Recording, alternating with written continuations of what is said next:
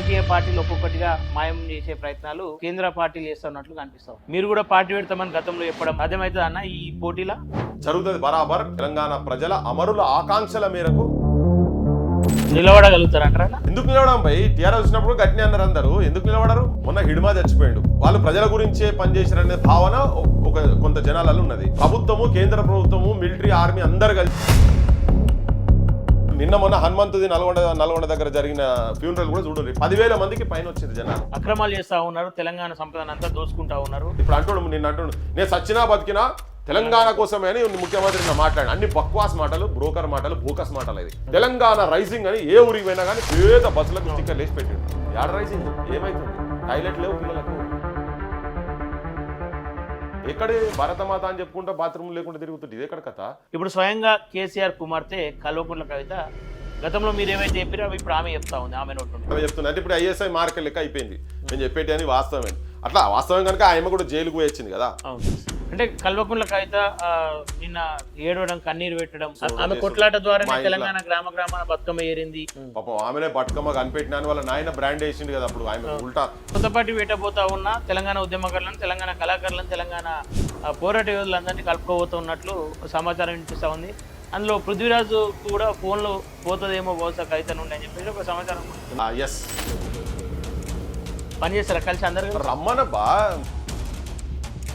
తెలంగాణ రాష్ట్రంలో అంటే దేశవ్యాప్తంగా ఆపరేషన్ సగర్ జరుగుతూ ఉంది. ఎన్ఐఏ అధికారులు మొన్న గాదే ఎన్ఐఏని అరెస్ట్ చేయడం, అర్బన్ నక్సలైట్లు ఉన్నారో వాళ్ళందరినీ ఏరి పారేస్తామని చెప్పేసి బహిరంగంగా చెప్తాం.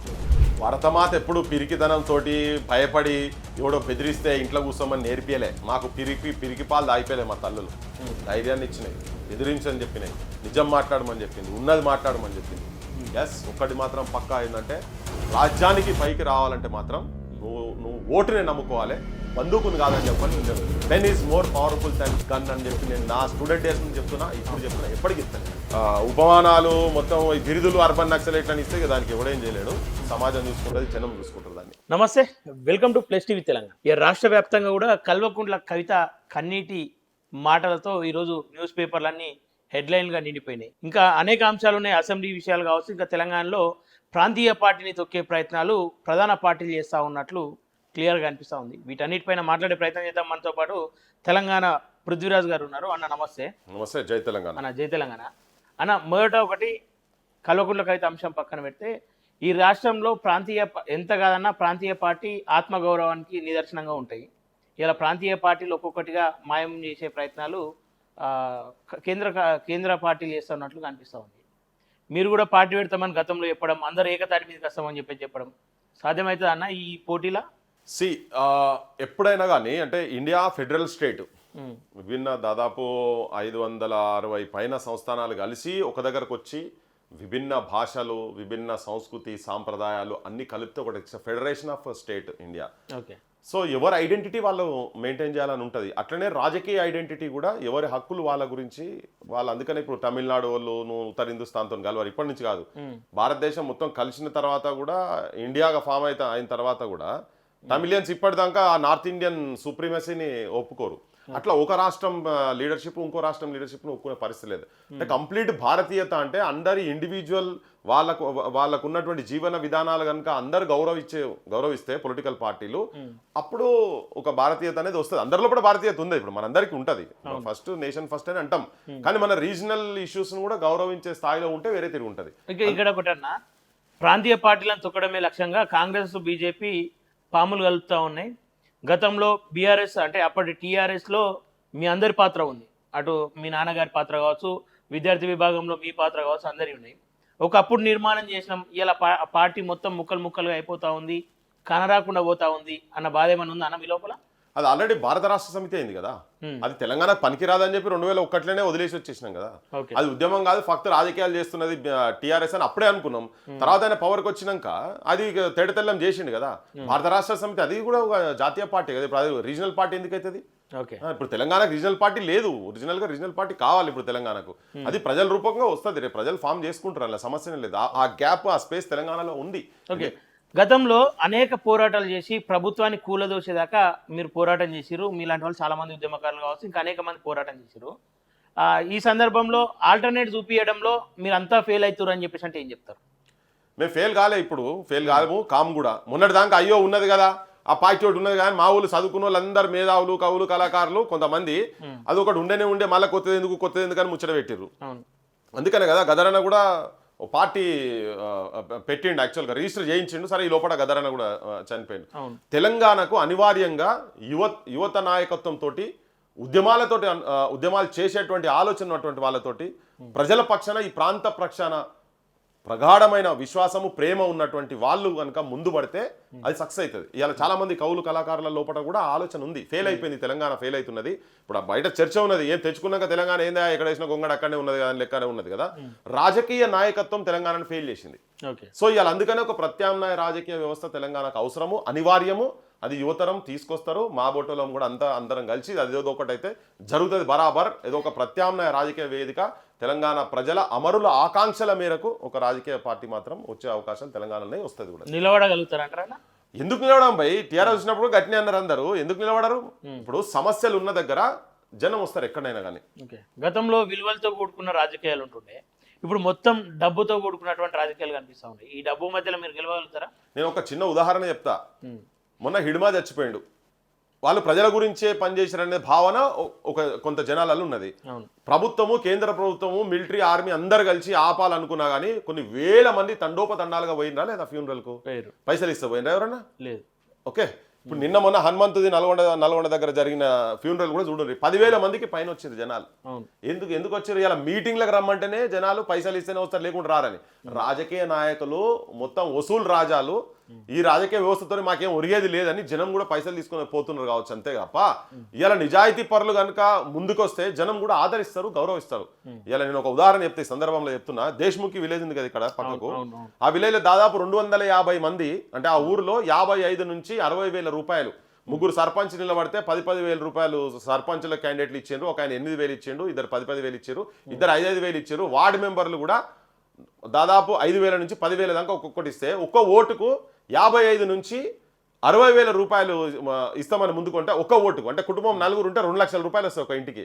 కాదని రిజెక్ట్ చేసి 250 మంది దేశ్ముఖి విలేజ్ లో రిజెక్ట్ చేశారు. ఇవాళ కొంతమంది ఓడిపోయిన వాళ్ళకు రిటర్న్ కూడా పైసలు ఇస్తున్నారు. అంటే జనం లోపల మార్పు వచ్చింది. ఇప్పుడు మా క్రాంతి దళ నుంచి అక్కడ మా శంకర్, శివ, నరేష్ వీళ్ళంతా, మాది సర్పంచ్ కూడా దీనికి కొంచెం అంటే నిలబడ్డ వాళ్ళు, ఇప్పుడు గెలిచిన సర్పంచ్ కూడా ఇప్పుడు 250 ఓట్లతో గెలిచిండు. ఆయన గెలిచినని చెప్తున్నాడు, అరే పైసలు తీసుకోకుండా ఓట్లతో నేను గెలిచిన భయ్ అని చెప్పని. అంటే ఇది ఎక్కడో దగ్గర మార్పుకు పునాదులు పడుతున్నాయి. ఇలా చాలా మటుకు మీరు పైసలు తీసుకోకుండా ఓట్లు వేయాలనేది జనం లోపల ప్రచారం పోయింది. నిలబడ్డ క్యాండిడేట్స్ కూడా పెట్టుకున్నారు, కానీ జనం అప్పుడే ప్రిపేర్ కాకపోవచ్చు, కానీ ఒక ఆలోచన మాత్రం జనం లోపల తీసుకోబోతున్నాం. ఎవరు పైసలు ఇస్తే రీజనల్ పార్టీస్ వచ్చిన ఒక రీజనల్ ఐడెంటిటీ తోటి టీఆర్ఎస్ పార్టీ పెట్టినప్పుడు జనమే పైసలు ఇచ్చి నడిపారు కదా. కాకపోతే వీళ్ళు పందికోకులు లెక్క తిన్నారు, ఆ తెలంగాణ వాదం పేరు చెప్పుకొని వీళ్ళు సంపాదించుకున్నారు టీఆర్ఎస్ ఆ కుటుంబం, కేసీఆర్ కుటుంబం. కానీ జనం ఆదరించరు, జనం గౌరవిస్తారు. సమస్య ఉన్న దగ్గర నాయకత్వం అనివార్యంగా వస్తుంది. ఆ సమస్య ఇప్పుడు నిరుద్యోగులు ఉన్నారు, ఎటు పోతారు? ఇప్పుడు అన్ని పార్టీలు మోసం చేసినాయి కదా. ఇప్పుడు కాంగ్రెస్ మోసం చేసింది, బీఆర్ఎస్ మోసం చేసింది, బీజేపీ కూడా మోసం చేసింది కదా. 3 రాజకీయ పార్టీలు మోసం చేసినాయి. సరే కమ్యూనిస్టులు అయితే ఫీల్డ్లోనే లేరు అనుకోండి, వాళ్ళు కూడా ఎవరికి అధికారం ఉంటే వాళ్ళ సైడ్ పోయే బాపది వాళ్ళు తయారైనరు. ఓకే, ఇవాళ జనంకి ఏం కావాలి? అనివార్యంగా నిరుద్యోగ యువతరం కూడా రేపు రాజకీయ వ్యవస్థకు రావాలి. మన తెలంగాణను మనమే నిర్మాణం చేసుకోవాలి. అమరుల సాక్షిగా, వాళ్ళ ఆశయాల సాక్షిగా, ఏదైతే వాళ్ళు వదిలిపెట్టిపోయారో బాధ్యత మన మీద, ఆ బాధ్యత వీళ్ళు తీసుకొని ఎలక్షన్లకు పోయేటువంటి కింద క్షేత్రస్థాయి నుంచి నేను కూడా మొన్న అప్పీల్ చేసినాం, మీరు సర్పంచ్గా నిలబడండి, ప్రజలకు కూడా అప్పీల్ చేసినాం, మీరు పైసలు తీసుకోకుండా ఓట్లు వేయండి, మందు తాగకుండా మీరు ఓట్లు వేయండి, మీ ఊరిని బాగా ఎవరు చేస్తారో వాళ్ళని గెలిపించుకోరు. అటువంటి అప్పీల్ చేసినాం. ఇలా పెద్ద తిమాయిపల్లి అని ఇప్పుడు ఆలంపూర్లో నాగేష్ గెలిచిండు. కులాలు ఇలాలు ఏం కాదు, పని అంతా ముందు నుంచి అక్కడ అద్భుతంగా బడిని తీర్చిదిద్దిండు. అక్కడ మొత్తం ఒక పెద్ద రాజకీయ వ్యవస్థ తనకు వ్యతిరేకంగా పనిచేసినా కానీ వాళ్ళు గెలిచి వచ్చారు. సో పబ్లిక్ ఆదరణ ఉండదు అనేది మీరు అనుకోకండి. మనం ఎంత పని చేస్తామో దాన్ని బట్టి జనం ఆదరిస్తారు తప్ప నువ్వు ఉట్టిగా పని చేయకుండా నువ్వు ఒక సంవత్సరం 2 సంవత్సరాలు తిరిగి పబ్లిక్ అంటే దొంగలు పోయి పబ్లిక్ పైసలు వసూలు చేస్తారు, ఈ కొడుకులు పైసలు కూడా రాజకీయాలు లేవు అనేది ఏమి ఉండదు. జనంకు నువ్వు కనెక్ట్ కావాలి. నీ ఇష్యూస్ నువ్వైతే చెప్తున్నావో జనానికి చెప్పాలి. నిన్ను నమ్మించేటట్టు నువ్వు జనాన్ని కూడా కన్విన్స్ చేసుకోగలిగినాడు జనం నీ ఎంబడి ఉంటారు, బరాబర్ ఉంటారు. ఓకే, నా బడి విషయం వచ్చింది కాబట్టి తెలంగాణ అప్పటి బీఆర్ఎస్ ప్రభుత్వ పాలనలో అనేక బడులు మూతపడ్డాయి. దానిపైన మీ గలం ఇప్పిర్రు. ప్రస్తుతం కూడా అదే కొనసాగుతూ ఉంది. ఇప్పుడు ఎట్లాంటి చర్యలు తీసుకోబోతా ఉన్నారు? దానిపైన పోరాటం కొనసాగుతుందా, లేదంటే 96 నుంచి నాకు నేను చూస్తున్నప్పుడు మొట్టమొదటి పాట నేను చాలా సందర్భాల్లో చెప్పిన, బడులు లేవు, ఉన్న బడులకు తెలంగాణలో బడులు లేవు, ఉన్న బడులకు భవంతు లేదు, వానకాలము ఎండాకాలము వారం రోజులు సెలవు దినాలి అని. చెట్ల కింద మా పోరగాళ్ళు రా నీడ తిరిగినట్టు తిరుగుతుంటారు, పోరలు వస్తే పంతులు రాడు, పంతులు వస్తే పోరలు రారు, పోరలు పంతులు ఇద్దరు వస్తే రాయనికి మా సార్ గారికి చాకి పీసు లేదో. సేమ్ సిచ్యువేషన్ ఇప్పటిదాకా ఉన్నది. ఇంకా అప్పటికన్నా బత్తర్ ఏంటంటే ఉన్న బడులు బంద్ అయిపోయినాయి. లాస్ట్ గవర్నమెంట్లో 7,000కు పైన బడులు బంద్ అయినాయి. ఇప్పుడు ఈ మహానుభావుడు వచ్చినాక దాదాపు ఇప్పుడు ఒక 2,000 బడుల కాడికి అకౌంట్ ఇప్పుడు స్టార్ట్ అయింది. ఇప్పుడు అసలు విద్యార్థులే పోయినటువంటి బడులు అంటే ఇన్ఫ్రాస్ట్రక్చర్ లేదు, బిల్డింగ్ లేదు, క్లాస్ రూమ్స్ లేవు. కంప్యూటరీకరణ ప్రపంచ స్థాయిలో మనం ఎక్కడో వెలుగుతున్నాము. మనది అత్యంత పెద్ద ఎకానమీ అని మనం పొంగనాలు మా ఊళ్ళో లీడర్లు బయట దేశాలు పోతే ఇక్కడ ఢిల్లీలో కావచ్చు, హైదరాబాద్లో కావచ్చు, మైకులు పట్టుకొని దేశ నాయకులు, ఇప్పుడు ఇక్కడ ఉన్నటువంటి నాయకులు కూడా మైకులు పట్టుకొని ఊగదుంపుడు ఉపన్యాసాలు ఇస్తున్నారు. అసలు కంప్యూటర్ అనేది నువ్వు పాఠశాలకు పోవాలి కదా, కంప్యూటర్స్ లేవు. కరెంటు లేని పాఠశాలలు పాడని 5,500 మొన్న ఒక స్టడీలో చెప్పారు. కరెంటే లేదు పాఠశాలల్లో. అంటే ఇంత దయనీయమైన స్థితి. టాయిలెట్లు లేవు, ఆడపిల్లల టాయిలెట్ జూనియర్ కాలేజీలకు లేవు. అంటే మేము చాలా కొన్ని వందల స్కూల్స్కు పోయినాం, స్కూల్స్లో పండుకున్నాము. ఇది ఇప్పటి నుంచి కాదు, లాస్ట్ గవర్నమెంట్ తెలంగాణ రాకముందు నుంచి కూడా అదే పని చేసినాం, తెలంగాణ వచ్చినాం కూడా. అది ఇక్కడ ఏమవుతుందంటే జనం కూడా ఏమైంది, ఎవడు వచ్చినా గింతే పోయి ఏం చేయడం అనేది ఒక నిరాశలో ఉన్నారు. ఆ నిరాశలో ఉన్న జనాన్ని ఒక దగ్గర తీసుకొచ్చి వాళ్ళను మన ఇప్పుడు సగటు ప్రతి కుటుంబానికి నెలకు ఒక 15,000 నుంచి 20,000 రూపాయలు పిల్లలు 2-3 పిల్లలు ఉంటే 2 పిల్లలు ఉంటే ఖర్చు అవుతున్నాయి. 15,000 అయితే మినిమం ఖర్చు అవుతున్నాయి. అదొకటి, వైద్యం ఒకటి, 2. ఈ 2 కనుక జనానికి ఉచితంగా ఇవ్వగలితే బరాబర్ 200% ఇవ్వచ్చు. 1,00,000 కోట్లు పెడితే 2 ఉచితంగా వస్తాయి. ఒక అపోలో హాస్పిటల్స్ ఉంటే హాస్పిటల్ ప్రతి నియోజకవర్గంలో 119 నియోజకవర్గాలల్లో ఉంటాయి. ప్రతి ఊర్లో టెస్టులు జరుగుతాయి. ప్రతి మండల్లో రక్తం పరీక్షలు, బీపీ టెస్టులు, షుగర్ టెస్టులు ఇవన్నీ చేయొచ్చు ల్యాబులు పెట్టి. అవన్నీ మేము వర్కౌట్ చేసినాం దాని మీద. ఈవెన్ పాఠశాలలు కూడా సేమ్ అట్లనే. కానీ వీళ్ళకి దీని మీద లేదు. మూసి సుందరీకరణ, రియల్ ఎస్టేట్ దందాలు, పెద్ద పెద్ద అద్దాల మేడలు, వీటి మీద ఉన్నది. వీటిలో ఏంటంటే పైసలు వస్తాయి. ఇలా విద్య చదువుకుంటే అడుగుతారు కదా, రేపు జనాలు అడుగుతారు కదా. వాళ్ళు చైతన్యవంతులు కావద్దు. వాడు బర్రెలు కాయాలి, చేపలు పట్టాలి, వాని ఇళ్ళల్లో పని చేయాలి, బట్టలు ఉతకాలి, ఈ పనులే చేయాలి వీళ్ళంతా. వీళ్ళ దగ్గర, ఈ రాజకీయ నాయకుల దగ్గర. ఇవాళ ఎంఏలు, నేను మొన్న చెప్పిన, ఎంఏలు, పీజీలు, పిహెచ్డి స్టేషన్లు కూలి పని చేస్తున్నారు, ఆటోలు నడుపుతున్నారు పిల్లలు బయట, బస సంచాలు కూలి పని చేసేందుకు పోతున్నారు. ఇక్కడ నుంచి బాంబేకి పోయి కూడా ఈడ ఉంటే కూడా సోపతి గుర్తుపడతారని చెప్పి ఆడి పోయి 2 నెలలు పని చేసుకొని వచ్చి వాళ్ళు ఇక్కడ ఫీజులు కట్టుకుంటున్నారు. ఇలా క్యాటరింగ్ లో అయితే నేను మొన్న చెప్పిన చాలా అవును, వాస్తవం కదా. మీరు చూడండి, నేను చెప్తున్నా, మీ కెమెరా కూడా పట్టుకొని పోండి. ఆ వరంగల్లో ఎక్కడ ఏది జరిగినా పోతారు. ఇక్కడ నుంచి ఉన్న వాళ్ళు కూడా పోతున్నారు, జరుగుతున్నది. అంటే ఉస్మానియా, కాకతీయ అటువంటి వాళ్ళు, నేను ఆ పనిని తప్పని చెప్తలేను. కానీ ఏంటంటే ఆ పని చేసేందుకు వేరే వాళ్ళు ఉన్నారు. కానీ ఈ చదువులు చదువుకొని ఆ పని చేసేందుకు కాదు కదా. వీళ్ళు నౌకర్లు ఇస్తలేరు. మరి ఇవన్నీ ఇప్పుడు బడులు మొత్తము సర్వనాశనం చేసారు. విద్యా వ్యవస్థను క్వాలిటీ ఎడ్యుకేషన్ లేకుండా చేసారు.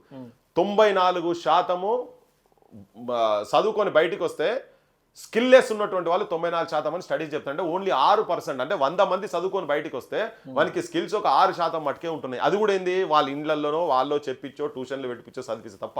పేదోడు యాడికే ట్యూషన్ పెడతారప్ప, ఇలా దీన్ని పైసలు పెట్టి చదివిస్తారు కదా. సో ఈ 2 వ్యవస్థలను మొత్తం నాశనం పట్టించి ఈ రెండిట్లలో ఉన్నటువంటి వాళ్ళు రాజకీయ వ్యవస్థలు వచ్చి వాళ్ళే ఎమ్మెల్సీలు అవుతున్నారు, వాళ్ళే మంత్రులు అవుతున్నారు. ఆ శాఖలకు కూడా మంత్రులు అయ్యే సిచ్యువేషన్ కాడికి వస్తున్నారు. శాఖల మంత్రులు కాకపోతే ఇప్పుడు ముఖ్యమంత్రికి శాఖ ఉంది, ముఖ్యమంత్రికి పర్సెంటేజ్ పోతుంది. ఓకే, దీన్ని మాత్రం చూస్తలేరు. బరాబర్ విద్యా వ్యవస్థను తీర్చిదిద్దాల్సిన అవసరం ఉంది. అది 200% అవుతుంది, 200% అవుతుంది.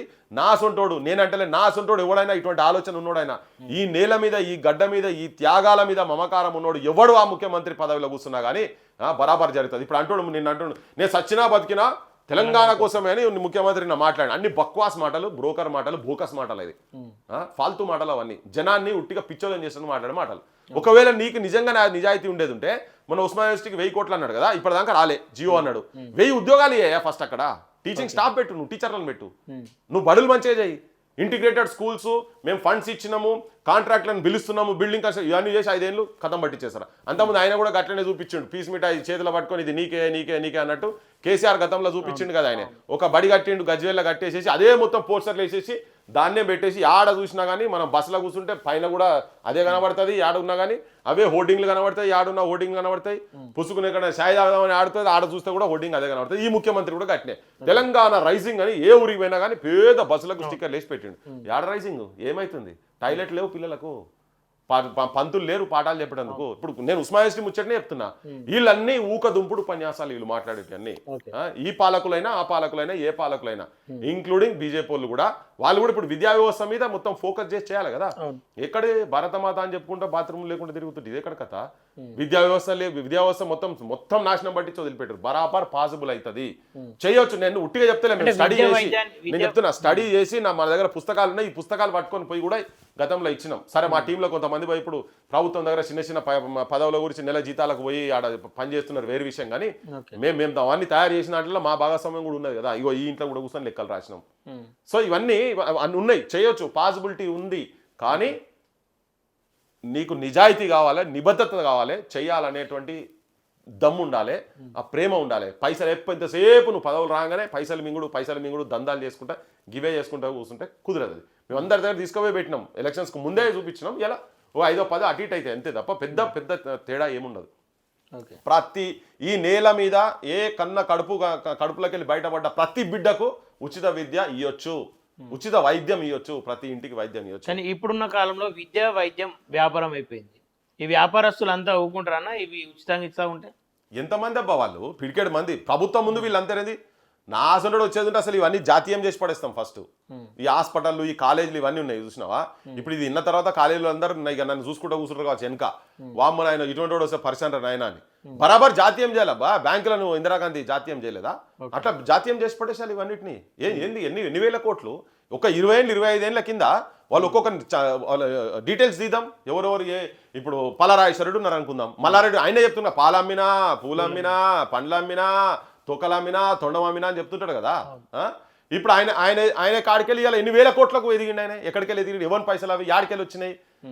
ఎంతమంది కన్న తల్లుల పుస్తల తాడులు ఉండి ఉంటాయి, అలా ఎంతమంది కన్న తల్లుల మట్టెలు ఉండి ఉంటాయి, ఎంతమంది ఆడబిడ్డల వరకట్నాలు అయ్యి ఉండి ఉంటాయి, ఎంతమంది చదువుల పైసలు అవన్నీ తీసుకొచ్చి నీ దగ్గర పెట్టిండ్రు. అవన్నీ మొత్తం ధనం కొంతమంది దగ్గర అక్యుములేట్ ఉంది కదా. రాజ్యాంగం కూడా అట్లా చెప్పదు, అక్యుములేషన్ ఆఫ్ వెల్త్ కొంతమంది చేతుల్లో ఉండొద్దని కాదు. ఇలా పలరాయేశ్వరుడు చూడు, మా ముంగట కళ్ళ ముంగట ఎట్లుండే, రమేష్ కావచ్చు, చాలా మంది. నేను ఇట్లా పేర్లు చెప్పుకుంటూ పోతా. ఇట్లా నువ్వు ఏ జిల్లా కన్నా పోయి 5-10 మందే ఇటువంటి వాళ్ళు. చిన్న వాళ్ళు పాపం పీజీలు చేసిన వాళ్ళు, కొంతమంది ట్యూషన్లు చెప్పుకొని చిన్న బడులు అన్ని మొత్తం కొలాప్స్ అయిపోయినాయి. ఇప్పుడు వీళ్ళు కూడా ఖతం అవుతున్నారు. నారాయణ, శ్రీ చైతన్య, ఇప్పుడు ఢిల్లీకి వెళ్ళి కూడా పెద్ద స్కూల్స్ వచ్చి ఇక్కడ పడుతున్నాయి. ఇప్పుడు వీళ్ళు కూడా ఖతం అవుతారు స్లోగా. సో ఇప్పుడు ఇటువంటి వాళ్ళు వాళ్ళతో ఇప్పుడు ఇండివిజువల్స్ ఫెయిల్యూర్స్ అయిన వాళ్ళు వచ్చి కాలేజీలు పెట్టి సక్సెస్ అయితే గవర్నమెంట్ ఎందుకు చేయలేదు? ఇప్పుడు ఐఏఎస్ ఐపీఎస్ ఆఫీసర్లు టాలెంటెడ్ కదా ఆడ పోయి కూర్చున్నట్టు వాళ్ళకి టాస్క్ ఇచ్చి పెట్టి కూర్చుంటే ఎందుకు తీర్చిదిద్దలేం? బరాబర్ నీ లోపల విల్ ఉండాలి. Where there is a will there is a way. ఈ ప్రభుత్వాలకు రాజకీయ నాయకులకు విల్ లేదు వాళ్ళకు, అందుకనే వాళ్ళకు దారి కనబడతలేదు, దోసుక తినాలి. ప్రైవేట్ వాళ్ళ చేతులలో ప్రభుత్వాలు ఉండయి, ప్రభుత్వం చేతులలో ప్రైవేట్ వాళ్ళు ఉంటారు. వాళ్ళకల్లా వాటాలు పోతున్నాయి కాబట్టి ఆ కాలేజీలు స్కూళ్ళు నడుస్తున్నాయి. వాటాలు నాకు వద్దు అని అనుకునే మైండ్ సెట్ అనుకునేది ఉంటే బరాబర్ చేయొచ్చు. ఈ ప్రైవేట్ ఎంత వాళ్ళ దగ్గర ఏం పాడైంది? అద్భుతమైన టాలెంట్ ఉన్న పంతులు మన దగ్గర, వాళ్ళతో పని చేయించాలి, వాళ్ళకి ఇన్ఫ్రాస్ట్రక్చర్ ఇవ్వాలి, వాళ్ళకి ఉరికియాలి. వాళ్ళు పాపం అయినా కానీ ఏదో సరే. కొంతమంది టీచర్ల పంతులలో కూడా కొంతమంది చదువు చెప్పకుండా బడి దొంగలు ఉన్నారులే, కానీ పని దొంగలు బడి దొంగలు ఉన్నారు. కొంతమంది పిల్లలతో పాటు పంతులు ఉన్నారు. అందరిని అంటలేను నేను, కానీ మెజారిటీ చదువు చెప్పాలి, నా విద్యా వ్యవస్థను కాపాడలే, నా పిల్లల లెక్కనే వాళ్ళ పిల్లలు అని చెప్పని అనుకుంటూ ఉన్నారు. కానీ నీకు సౌకర్యాలే ఇస్తలేవు కదా నువ్వు. ఆ సౌకర్యాలు కనుక ఇచ్చేది ఉంటే బరాబర్ చేయొచ్చు. అది ప్రైవేట్. ఇప్పుడు ప్రైవేట్లో కూడా పెద్ద విద్య నడుస్తుందా? ఉట్టి అందులో కూడా పెద్ద విద్య ఏం లేదు. బయటకు వచ్చి ఇప్పుడు నేను చెప్పిన పర్సెంటేజ్లో వాళ్ళు కూడా ఉన్నారు. ఆ 94% ఈ ప్రైవేట్ వాళ్ళు కూడా ఉన్నారు. ఇది ప్రభుత్వం లెక్కలు కాదు నేను చెప్పేటి. అంటే ప్రభుత్వం దాంట్లో మొత్తం 100% ఇంట్లో బయటకు వస్తే వాళ్ళు ఇట్లున్నారు. ఓకేనా. తెలంగాణ రాష్ట్ర రాజకీయాలు రోజు రోజుకు వేడెక్కుతా ఉన్నాయి.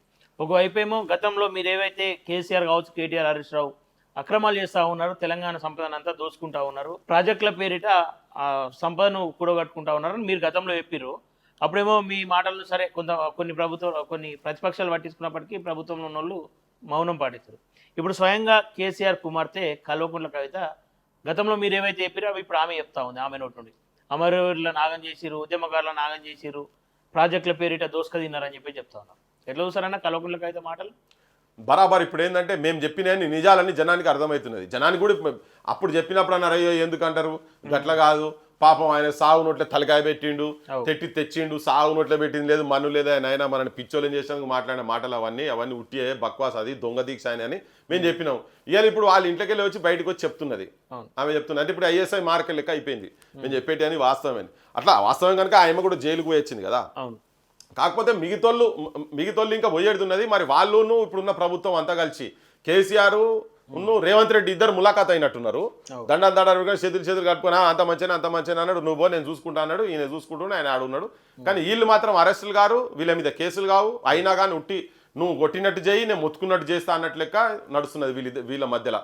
వీళ్ళిద్దరిని తమాషా చూసుకుంటూ ఢిల్లీలో ఉన్నారు బీజేపీ వాళ్ళు. అందరూ ఒకటే, వీళ్ళంతా ఈ దోపిడీలో వాటాదారులందరూ ఒకటే. ఎందుకు అంటే ఇప్పుడు మేఘా కృష్ణారెడ్డికి బీజేపీ వాళ్ళు బీజేపీ వాళ్ళకు మేఘా కృష్ణారెడ్డి ఫండ్ ఇస్తాడు, బీఆర్ఎస్ వాళ్ళకు మేఘా కృష్ణారెడ్డి ఫండ్ ఇస్తాడు, కాంగ్రెస్ వాళ్ళకు కూడా మేఘా కృష్ణారెడ్డి ఫండ్ ఇస్తాడు. ఇది ఎక్కడిదైనా పబ్లిక్ పిచ్చోళ్ళనట్టే కదా, ఇక్కడ జనం పిచ్చోళ్ళని చేస్తారు కదా వీళ్ళంతా. వీళ్ళని జనం రేపు పొద్దుగాల పిచ్చోళ్ళని చేసే కాడికి వస్తుంది. ఇలా మేము చెప్పిన ప్రతి అవినీతి ఏదైతే అవినీతి బీఆర్ఎస్ చేసిందో దానిలో కాంగ్రెస్ వాళ్ళకు వాటా ఉన్నది, బీజేపీ వాళ్ళకు కూడా వాటా ఉన్నది. ఇప్పుడు మోడీ కూడా వచ్చి 1,00,000 కోట్లు ఏటీఎం అని చెప్పిండు, కాళేశ్వరం ఏటీఎం అని చెప్పి మోడీ చెప్పిండు, అమిత్ షా చెప్పిండు కదా. మరి అన్నప్పుడు ఇలా ఇన్ని రోజులు అవుతుంది కదా, వాళ్ళ మీద ఏం యాక్షన్ ఎందుకు లేదు? యాక్షన్ ఉంటే నేను నమ్ముతారు ఎవడన్నా. మళ్ళీ ఇంకొకటి ఇక్కడ ఏంది, ఎవరైతే కాంట్రాక్టర్లు ఉన్నారో ఆ కాంట్రాక్టర్ దగ్గరనే నీకు కూడా పైసలు వచ్చినాయి, అంతే కదా. అంటే మీరు అందరూ ఒకటే, పబ్లిక్ ని చూసే చేస్తారు. ఇప్పుడు ఎవరు రాహుల్ గాంధీ కూడా చెప్పిండు, మరి ఏడా రాహుల్ గాంధీ నువ్వు కూడా చెప్తావు కదా, మరి యాక్షన్ ఎందుకు జరుగుతలేదు?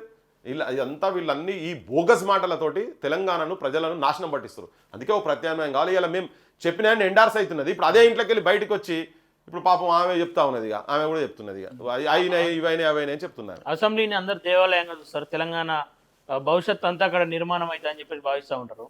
అట్లాంటి అసెంబ్లీనే బైకట్ చేసి గెలిపించిన ప్రజల సమస్యలు పట్టించుకోకపోవడం ఇవన్నీ పక్కన పెట్టి వాళ్ళు కేవలం బీఆర్ఎస్ భవన్కి అంకితం అవుతా ఉన్నారు బీఆర్ఎస్ ఎమ్మెల్యేలు. అవి వాటిపైన అంటే ఏం చెప్పదలుచుకున్నారు? వీళ్ళు వాళ్ళంతా ఒకటే. ఇప్పుడు వాళ్ళు కావాలంటే అక్కడనే మాట్లాడొచ్చు కదా, అక్కడనే మాట్లాడొచ్చు. ఒక్కటేందంటే దొంగతనం యొక్క రోజు ఆగదు. ఇప్పుడు రేవంత్ రెడ్డి రాకముందు రేవంత్ రెడ్డిని అందరు నమ్మిరు, మన బొట్టలో కూడా నమ్మినాం. సరే కాంగ్రెస్ వస్తుంది ఏదో కూర్చుంటారు, వీళ్ళ మీద ఏమైనా యాక్షన్ తీసుకుంటుందని. నా బొట్టనైతే ఆయన ముంగట్నే చెప్పిన, నువ్వు రేపు పొద్దుగాల వీళ్ళ అవినీతిని బయటపెట్టి వీళ్ళను జైళ్ళలో పెట్టి బొక్కల వారేస్తేనే నమ్ముతారని. అప్పటిదాకా నమ్మబలికిండు. డబల్ బెడ్రూమ్ రెడీ అయి ఉన్నది, నీ చిప్ప రెడీ అయి ఉన్నది, నీ బెడ్ రెడీ అయి ఉన్నది అని చెప్పిండు కదా జైళ్ళల్లో. కేసీఆర్ కుటుంబం ముందు జైల్లో పెడతా అని.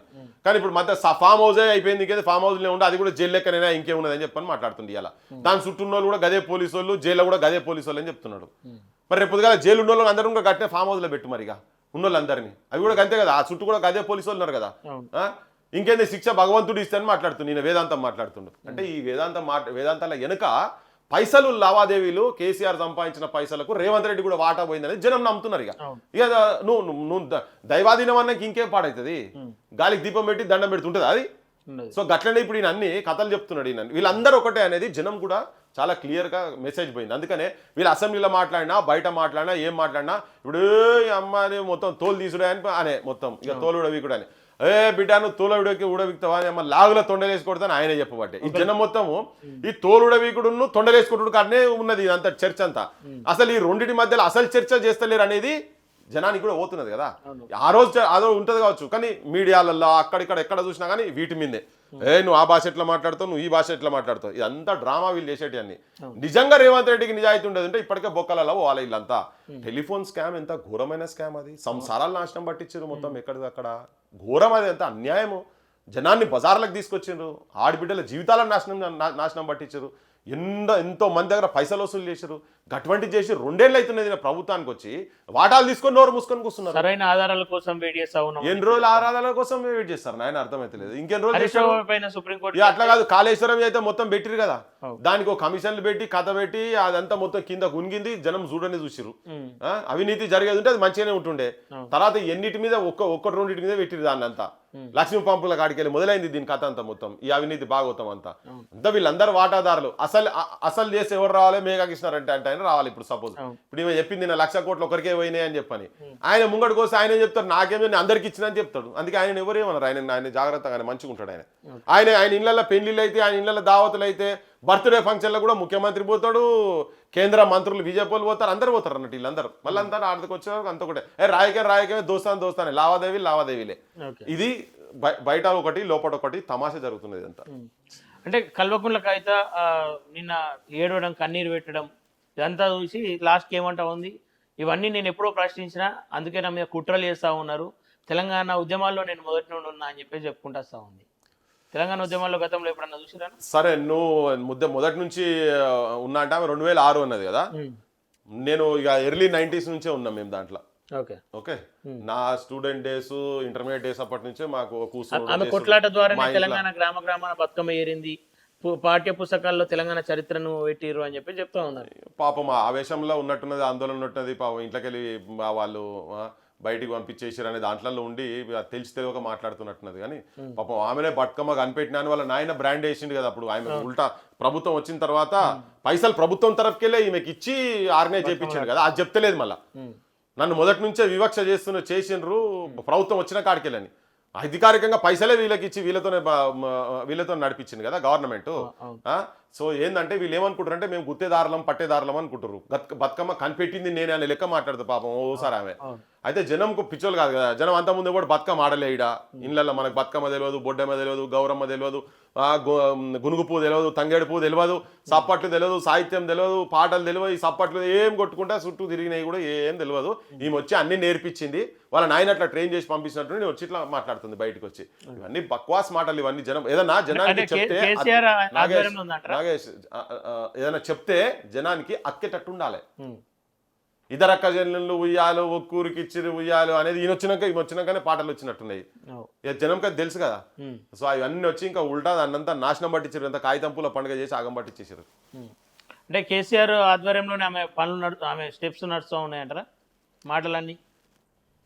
ఇగో కేసీఆర్ చెప్తాడు లంకల పుట్టిన అన్ని రాక్షసులే అని చెప్పిండు. ఇప్పుడు మాకైతే నీ లంక అనుకుంటున్నాం, అదేంది నాశనం చేసే లంక. ఆ లంక గురించి నేను చెప్పదలుచుకోదాన్ని కామెంట్స్ కాదు. కానీ కాదా కోతి కుట్టకపోతే లంకల పుట్టిన అన్ని కోతులు కాకపోతే కొండెంగలు అయితే అన్నట్టుగా ముచ్చని మాట్లాడాడు. ఆ టాలెంట్ వీళ్ళ దగ్గర బాగున్నది, ఆ ఫ్యామిలీలో ఉన్నది. అదంతా అద్భుతంగా నటన చేసి అద్భుతంగా చెప్పే ఆ ప్రజెంటేషన్ స్కిల్స్ చాలా అద్భుతంగా ఉన్నాయి వాళ్ళకు. సో అందుకనే అది అక్కడి నుంచి ఆ ట్రైన్ అయ్యి వచ్చింది కాబట్టి ఇవన్నీ నడుస్తూనే ఉంటాయి, ఇవన్నీ చేస్తూనే ఉంటారు. అంటే ఏం చెప్పాల్సుకున్నా తెలంగాణ రాజకీయాల్లో మార్పు రాబోతా ఉందని చెప్పేసి భావిస్తా ఉన్నారు, లేదంటే మళ్ళీ ఆల్టర్నేట్ గా కాంగ్రెస్ లేదంటే బీజేపీ మళ్ళీ బీఆర్ఎస్ ఇక్కడనే అయిపోయే పరిస్థితి ఏమైనా ఉందా? అనివార్యత తెలంగాణలో ఉన్నది. తెలంగాణకు ఒక రాజకీయ పార్టీ, తెలంగాణ సెంట్రిక్, ఆత్మగౌరవ ప్రతీకగా ఉండేటువంటి వాళ్ళతోటి జనాలతోటి ఒక రాజకీయ పార్టీ అవసరం తెలంగాణకు ఉంది. అది తప్ప వేరే ప్రత్యామ్నాయం లేదు. ఎందుకంటే నేను ఒకటే చెప్పదలుచుకుంది ఏంటంటే కాంగ్రెస్ పార్టీలో ఉన్నటువంటి వాళ్ళందరూ చంద్రబాబు నాయుడు దగ్గర ట్రైన్ అయిన వాళ్ళు కావచ్చు, లేకపోతే ఎన్టీ రామారావు దగ్గర ఊడిగం చేసిన వాళ్ళు కావచ్చు. అంటే చంద్రబాబు బూట్లు చెప్పులు మోసిన వాళ్ళు, ఎన్టీ రామారావును దైవం అని భావించేటువంటి వాళ్ళు కాంగ్రెస్లో ఉన్నారు, అన్ని రాజకీయ పార్టీలో ఉన్నారు. బీఆర్ఎస్లో ఉన్నటువంటి వాళ్ళు కూడా అదే కోవకు చెందిన వాళ్ళు ఉన్నారు. మొత్తం ఇవాళ బీఆర్ఎస్లో ఉన్న వాళ్ళు కూడా అంటే ఆంధ్ర నాయకుల చేతులలో ఉన్నటువంటి వాళ్ళు, ఇలా వెంకయ్యనాయుడు లీడర్షిప్లో ఉన్నటువంటి వాళ్ళు మా బీజేపీ పార్టీలలో ఉన్నటువంటి వాళ్ళు ఉన్నారు. సో అందరు ఆంధ్ర అంటే ఒకరు రాజశేఖర్ రెడ్డి, చంద్రబాబు ఆర్ ఎన్టీ రామారావు, లేదు వెంకయ్యనాయుడు, ఇటువంటి ఆంధ్ర లీడర్షిప్లో ఉన్నటువంటి వాళ్ళ చేతుల్లోనే ఇలా ఈ మూడు రాజకీయ పార్టీలు తెలంగాణలో ఉన్నటువంటి టాప్ లీడర్షిప్ అంతా వాళ్ళ చేతుల్లో ఉంది. కాబట్టి వాళ్ళకు తెలంగాణ అస్తిత్వము సోయి ఏమి ఉండదు. సో నిజమైన ఉద్యమకారులు, నిజమైన స్ట్రగుల్ చేసినటువంటి వాళ్ళు ఈ భూమిపుత్రుల చేతులలో, నిజమైన భూమిపుత్రుల డైలాగుల రాయిడ్ల కాకుండా ఈ భూమిపుత్రుల చేతులలో ఉండేటువంటి ఒక రాజకీయ వ్యవస్థ అనివార్యంగా ఉన్నది. ఇలా నిజమైన మేధావుల దగ్గర కూడా ఆ చర్చ జరుగుతున్నది. అది జరుగుతున్నది ఎక్కడో దగ్గర. అది ఆల్రెడీ ఇత్తనం పడ్డది భూమిలా, అది మొలికెత్తాల్సిందే, పైకి రావాల్సిందే. దాని పనులు రేపు పొద్దుగాల తెలంగాణ ప్రజలకు చెందాల్సిందే, జరగాల్సిందే. కానీ మళ్ళా ఈ ఆత్మగౌరవం అని ఈ దొంగ మొగాలు పెట్టి నంగనాచికతలు, సుపనాతి ముచ్చట్లు చేసే వాళ్ళందరినీ జనం నమ్మే పరిస్థితి లేరు, నమ్మరు. ఒకవేళ అటువంటి నమ్మే సిచ్యువేషన్ ఉంటే మా బోటోళ్ళం జనానికి మాత్రం చైతన్యవంతులు చేస్తాను చెప్తాం, మోసపోకూరి సుమా అని మాత్రం చెప్తాం. అంటే కొత్తపాటి వేటబోతా ఉన్న తెలంగాణ ఉద్యమకారులను, తెలంగాణ కళాకారులను, తెలంగాణ పోరాట యోధులందరినీ కలుపుకోబోతూ ఉన్నట్లు సమాచారం వినిపిస్తా ఉంది. అందులో పృథ్వీరాజు కూడా ఫోన్లో పోతుందేమో బహుశా కవిత నుండి అని చెప్పేసి ఒక సమాచారం కూడా. నాకు ఆమె చేసే ధైర్యం చేయదు, అంటే కలుపుకోయే ప్రయత్నం చేస్తుంది అందరినీ. లేదు మాకు గసంటోళ్ళతో మేము ఎట్లా కలుస్తాం అబ్బా? తప్పు జరిగిపోయింది, ఇకపైన అందరం సామాజిక తెలంగాణ తీసుకుందాం.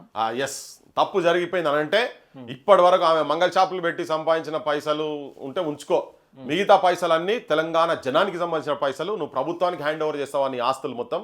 లేదు అమరుల కుటుంబాలకు ఒక ఫెడరేషన్ పెట్టి నీ ఆస్తులు మొత్తం రాసి, నువ్వు బీసీల రాజ్యాధికారం అంటున్నావు కదా, నువ్వు ఆల్రెడీ నువ్వు పదవులు సంపాదించుకున్నావు, నీకు మస్తు పదవులు వచ్చినాయి కదా, ఇక నా జీవితంలో నాకేం పదవి వద్దు, లేదు ఒక 10 ఏళ్ళ వరకు నేను ఏం పదవి వచ్చినా కానీ నేను వేరేటోళ్ళకు ఇచ్చేటట్టు చేస్తా, ఓ 20 ఏళ్ళలో లేదా జీవితం సరిపోయే పదవులు అయితే ఆమెకు వచ్చినాయి. అట్లా ఉండాలి. ఇలా నేను బోర్డు పట్టుకొని ఉన్నది ఆమె ఒకటి పెద్ద ఇట్లా పెట్టి 3% ఉన్నారు అధ్యక్ష అని. అదే అధ్యక్ష అని మీ నాయన ఎందుకు అడగలేదు? మహిళలకు అసలు 0% మంత్రి పదవుల్లో ఒక్క మంత్రి పదవి కూడా ఇవ్వలేదని చెప్పని ఎందుకు అడగలేదు? మీ నాయన నిన్ను చూసే వేరేటోళ్ళని ఇవ్వలే, ఎందుకంటే నీకన్నా టాలెంటెడ్ అని ఉన్నారు. మహిళలకి ఎలా లేదు గుర్తింపు లేదని చెప్పి నువ్వు మాట్లాడితే కాదు, నువ్వు నీకన్నా ముందు ఎన్నో ఉద్యమాలు వాళ్ళ చిన్ననాటి నుంచి ఉద్యమాలు చేసినటువంటి వాళ్ళు, మా బండ్రు శోభ గారు కావచ్చు, ఇటువంటి వాళ్ళు ఉన్నారు కదా. ఇటువంటి వాళ్ళు ఎప్పటి నుంచో ఉన్నటువంటి వాళ్ళు, మీ పార్టీలో ఉన్నటువంటి వాళ్ళు చాలా మంది ఉన్నారు కదా. వాళ్ళని కాదని మీ నాయన నీకు చేసిండు కదా, మరి అప్పుడు ఎందుకో నువ్వు అనలే? మరి మహిళలు ఉన్నారు, నాకు నిజామాబాద్లో మొత్తం నీకు 10 ఇల్లుకు తెలుసు అని చెప్పండి, వాళ్ళు రాష్ట్రం మొత్తం కూడా తెలిసిన వాళ్ళు అందులో కొంతమంది. మరి అటువంటి వాళ్ళకు నువ్వు కాదంటేనే కదా బయటకు వచ్చింది. బారు దర్బార్ అని చెప్పని ఇక్కడ జరిగేది ఏం లేదు, ఉట్టి బారు దర్బార్ ఇదంతా అని చెప్పని బయటకు వచ్చారు వాళ్ళు, తిట్టి బయటకు వచ్చింది. ఒకవేళ ఆస్తులు ఇచ్చేసి తప్పు ఒప్పుకొని బయటకు వస్తే పని చేస్తారా కలిసి అందరు? రమ్మనబ్బా, పని చేయడానికి సిద్ధంగా ఉన్నారా? నువ్వు ఆస్తులు మొత్తం ఏమని చెప్పు, ఇచ్చి ఏం పదవి వద్దని చెప్పు ఆమెను.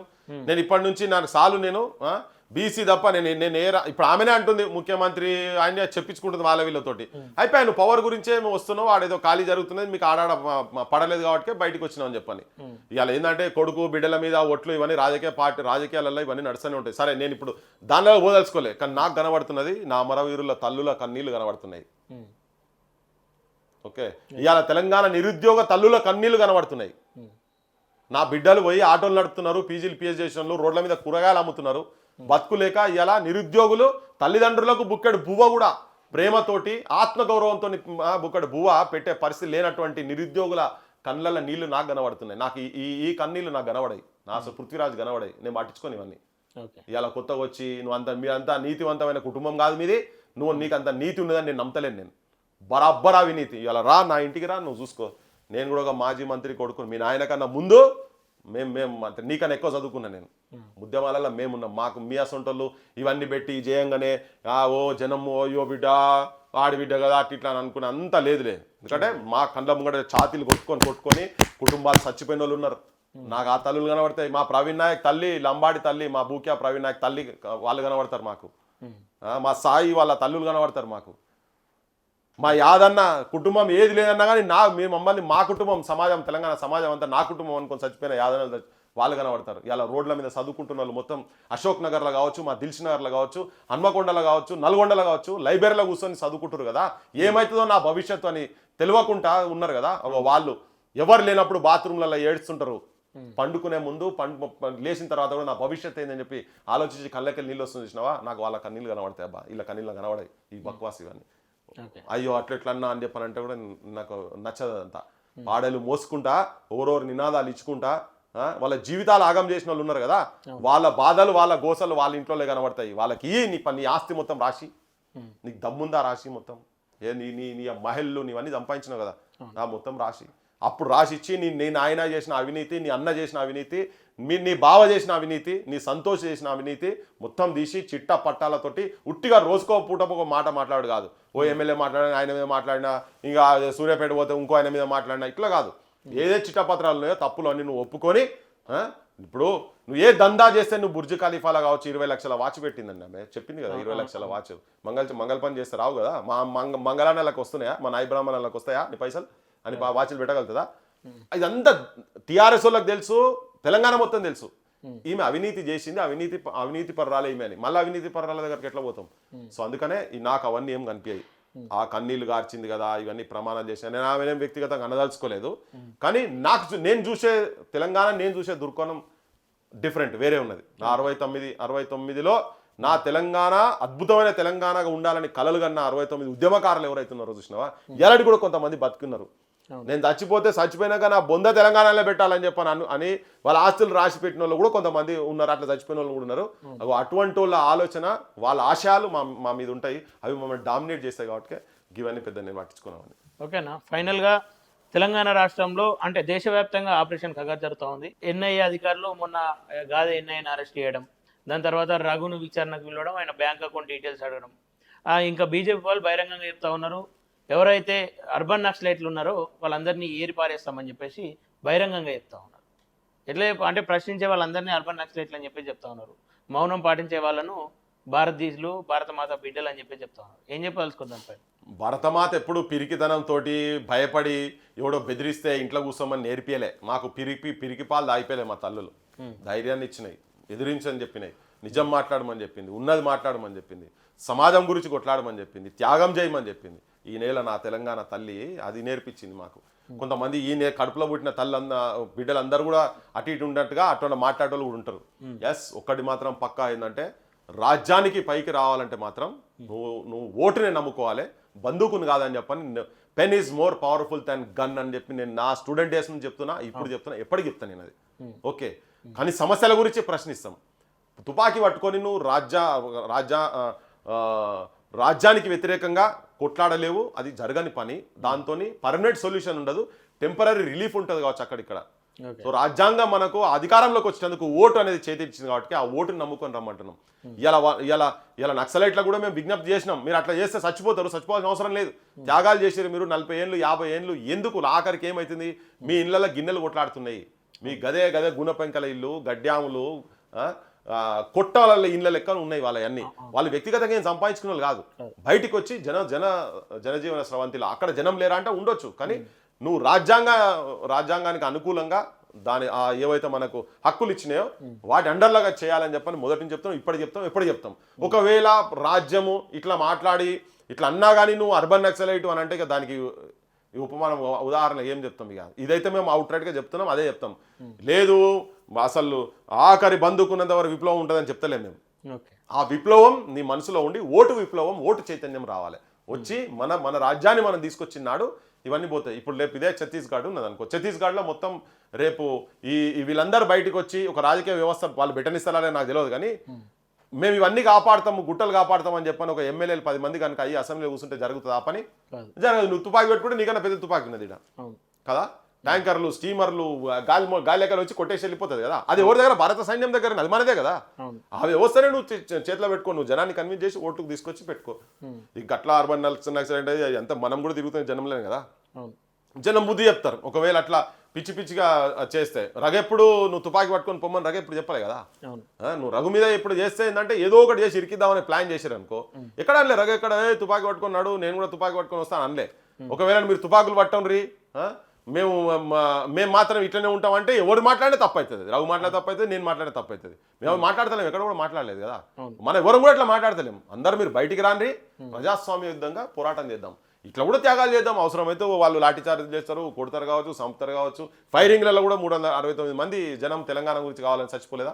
ఆత్మబలిదానం గురించి చేసుకుని కూడా 1200 మంది చచ్చిపోయారు కదా. ఇలా 1000 మంది దాంట్లో కూడా చచ్చిపోతారు కదా. సో ఇట్లా పోదాం, పోయేది ఉంటే ఇట్లా పోదాం, మన రాజ్యాన్ని నిర్మాణం చేసుకుందాం అనేది మొదటి నుంచి చెప్తున్నాం. దానికి వ్యతిరేకంగా దీనికి ఉపమానాలు మొత్తం బిరుదులు అర్బన్ నక్సలైట్లని ఇస్తే దానికి ఎవడేం చేయలేడు. సమాజం చూసుకుంటుంది, జనం చూసుకుంటారు దాన్ని. ఓకేనా, థ్యాంక్ యూ సో మచ్ అన్న. ఓకే, ఇవి విశేషాలు. తెలంగాణ రాష్ట్రంలో ఖచ్చితంగా ప్రాంతీయ పార్టీ రాబోతా ఉంది. అది అమరవీరులు కావచ్చు, తెలంగాణ ఉద్యమకారుల ఆశయాలతో ఖచ్చితంగా తెలంగాణ అస్తిత్వాన్ని కాపాడే దిశగా నడుస్తుంది, అడుగులు వేస్తూ ఉంది. అందులో యువత ఖచ్చితంగా పార్టిసిపేట్ చేస్తారని చెప్పేసి అయితే చెప్తా ఉన్నారు. అప్పటి వరకు ఏం జరగబోతా ఉంది? తెలంగాణ రాజకీయాల్లో అనేక కోణాలు, అనేక రూపులు మారుతూ ఉంది. ఏదేమైనప్పటికీ తెలంగాణను కాపాడుకొని తీరుతామని చెప్పేసి అయితే చెప్తా ఉన్నారు. చూస్తున్నానండి ప్రెస్టీజ్ తెలంగాణ. Thank you.